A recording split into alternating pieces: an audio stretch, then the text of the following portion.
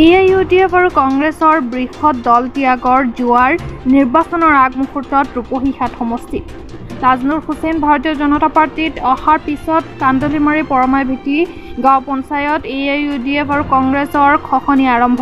আজি ৰাতিপুৱা AIUDFৰ আঞ্চলিক সদস্য পদৰ প্ৰাৰ্থী কান্দলিমাৰী পৰমাই ভেটি গাঁও পঞ্চায়তৰ সাদিয়া তাজমিন নেহাৰ ভাৰতীয় জনতা পাৰ্টিৰ জিলা পৰিষদৰ প্ৰাৰ্থী আবু বক্কৰ ছিদ্দিকী ওৰফে সেলিম তাজনুৰ হুছেইন আৰু হেদায়তুল্লাৰ উপস্থিতিত ভাৰতীয় জনতা পাৰ্টিত যোগদান কৰে। পঞ্চায়ত নিৰ্বাচনৰ আগমুহূৰ্তত এই দল ত্যাগৰ বাবে AIUDFৰ ভয়ংকৰ ক্ষতি আৰম্ভ হৈছে। প্ৰতিদিনে দুয়োটা দলৰ পৰা দল ত্যাগ কৰি ভাৰতীয় জনতা পাৰ্টিত যোগদান কৰিছে শ লোক। নতুনকৈ দল ত্যাগ কৰাৰ জোৱাৰ উঠিছে ৰূপহীহাট সমষ্টিত। পঞ্চায়ত নিৰ্বাচনৰ AIUDF আৰু কংগ্ৰেছ দলৰ পৰাজয় নিশ্চিত, এয়া জ্বলন্ত উদাহৰণ দাঙি ধৰিছে।